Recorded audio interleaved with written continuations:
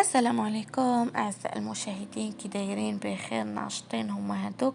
نتمنى دائما تكونوا في أحسن الأحوال وتكونوا في صحة جيدة إن شاء الله. مبروك عواشركم. اليوم جيت نشارك معكم هاد الفقاس كيجي رائع جدا. نتمنى تشاركوه مع الأحباب والأصدقاء لتعم الفائدة. آه، هذا فقاس بنت خالتي. المقادير ديالو مضبوطه، كيجي ناجح من اول تجربه. صراحه كيجي مخرج غزال. يعني انا كنصايب الفقاس، ماشي ما كنصايبش، ولكن هذا الفقاس راه كيجي غزال بشهادة الجميع. نتمنى تجربوه وتردوا عليا الخبر. تبعوا معايا الطريقة والمقادير وجميع الأسرار باش ينجح لكم هذا الفقاس. الطريقة ديال الطياب يعني وكيفاش خدمناه من أ حتى لزد. تبعوا معايا المقادير وطريقة التحضير وما تنساوش لي لايك. بسم الله. هنا عندنا المقادير. نحتاجو النافع، عندنا زلافه ديال الجنجلان، زلافه ديال اللوز، عندنا كيلو ديال الطحين مغربل وجدناه ديجا قبل، عندنا 7 ديال البيضات، عندنا جوج ساشيات ديال الخماره وحده بزهره البرتقال، وعندنا زلافه ديال سنيده، راه زلافه معبوره تما. غنبداو نخدمو في نفس الوقت وحنا تنقولوا المقادير.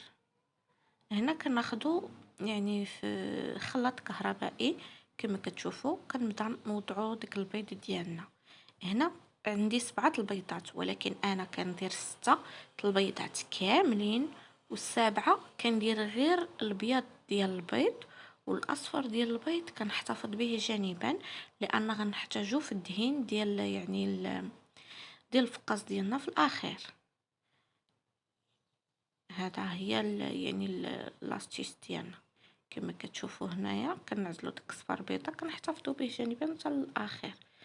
هنا صافي درنا يعني 6 البيضات وبيض ديال البيضه واصفر البيضه كنحتفظوا به للدهن. هادو هما المقدار ديال البيض اللي استعملنا هنا في هذا الفقاس. غندوزو دابا نضيفوا العناصر الاخرى باش غادي نطحنوا كل شيء في مره واحده. هنا من بعد ما درنا هذاك يعني البيض ديالنا، درنا زلافه ديال سنيده، سكر خشن كما كتشوفوا، وغادي نديرو بنفس الزلافه يعني نفس العبار اللي عبرنا به غنعبروا به كل شيء. يعني زلافه سنيده، زلافه ديال الزيت مع البيض كما كتشوفوا معايا، كل شيء في الميكسور هكا، وغنديروهم يتخدموا مزيان حتى نحصلوا على واحد الخليط يعني اللي متجانس. هنا في هذه المرحله ممكن تضيفوا ديك زهره البرتقال بالملحه، ممكن حتى الاخر حتى نبغيو نخلطوا عاد نديروه. هنا خدمناه مزيان كما كتشوفوا حتى ندمج لينا العناصر مزيان. كتشوفوا حتى اللون البيض كيتغير. عاد كنكبوه في القصريه، لان هنا كيسهل علينا يعني الخدمه ديال هذيك الخدمه الصعيبه ديال التخلاط. كتكوني انت حيدتيها عليك وكتكوني ضامنه ان راكي خدمتي البيض مزيان والزيت وداك الشيء وندمجوا العناصر مزيان.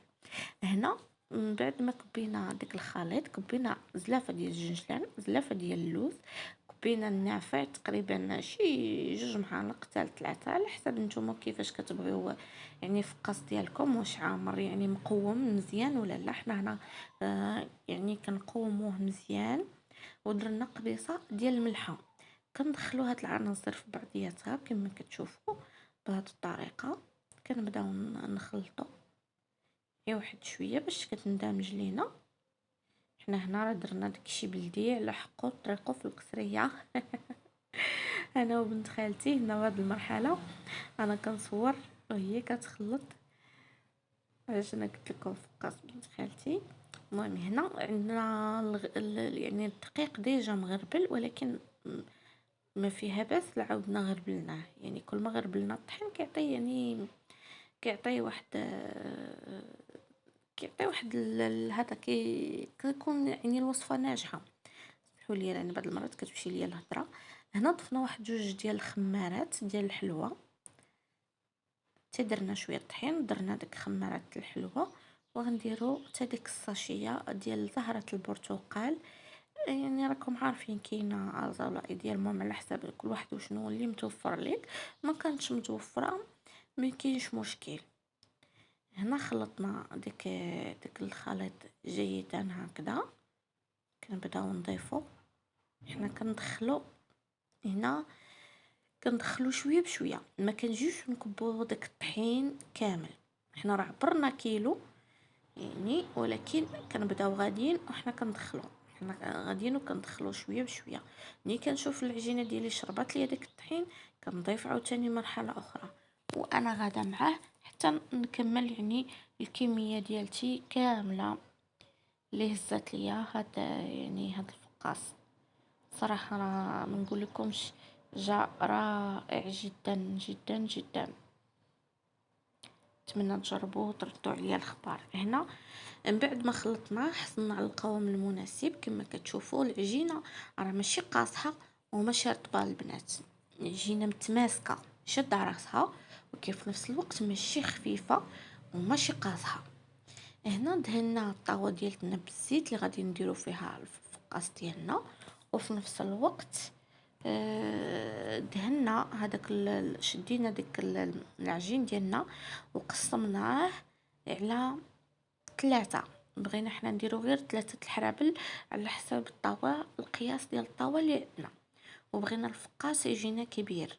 نتوما لو بغيتو يعني الفقاس تجيكم موين او صغر من هاد الحجم اللي انا درت، عاد ديروا يعني 4 الحرابل ولا 5 على حسب نتوما كيفاش كتبغيو الفقاس. هنا بدينا كنعبروا وكنلقاو وحده زايده وحده ناقصه. المهم في الاخر تقريبا عبرناهم، درنا فيهم ديك 700 و 750 760 هكا في الوحده، باش يكونوا تقريبا نفس الحجم ونفس هذا داكشي علاش. المهم بقينا غاديين كنقادو هكا العبارات ديالنا. هذه كتبقى اختياريه، كاين اللي عنده عينو ميزانو، كل واحد يعني يدير اللي بغى. هنا في هذه المرحله مرحله مهمه ديال هاد لي بوطه. هنا فاش كنكونوا كنلويو حنا كنلويوهم وكندخلوا ديك اللوز باش ما يبقاش باين. لا لاحظتوا هنا ما بقاش باين لينا اللوز كاع، وكنحاولوا نقادو الفقاس ديالنا في الطاوه بحال كنضغطوا عليه واحد شويه كما كتشوفوا هنايا. ولا بانت لنا شي لوزه خارجه كندخلوها باش فاش نبغيو يعني نقطعو ما نوحلوش معاه. هنا راه حنا خدامين بيدينا. هذا الفيديو راه بدون مونتاج ما درنالوش يعني المونتاج، حاولنا صورناه عفوي كما هو. ما حيدت منه يعني حتى حاجه، حيدنا غير الصوت حيت كان صداع ديال الدراري. هنا خدينا ديك صفاره البيضه والكاكاو. ما كانش متوفر لينا نيسكافي، اللي عنده نيسكافي يديرها. حنا هنا عملنا غير الكاكاو، تبارك الله ما شاء الله جا اللون غزال. دخلناه طيبناه نص طيبه، دخلناه في فران بارد وخلينا الباب ديال الفران محلول وهو كيطيب. هاد المرحله ضروريه، وكتنقصوا الفران كتقتلوا الفران. انا هنا درتو في فرن غازي. فرن ديال الكهرباء يعني حتى هو غادي تشعلوا عليه غير ناقص البوطه، يعني تنقصوا ليها، تنقصوا زعما الفران لاقصى درجه. هنا فاش خرج غطيناه بواحد المنديل وخليناه يرتاح. ممكن تدخلوا ايضا الكونجيلاتور وعاد تخرجوه وتقطعوه. هنا باش ما يتهرش لكم كتشوفوا الطريقه ديال التقطيع راه مهمه جدا، والا غتكون عندك كسور. لا لاحظتوا حنا كنقطعوا وحنا ما كنهربوش يدينا، كنحاولوا نخليو هذيك الحبه كطاكي ليها النار اخرى، وبحال كنديو الموس ونجيبوه باش كنحصلوا على يعني فقاس يكون متساوي في الحجم ديالو.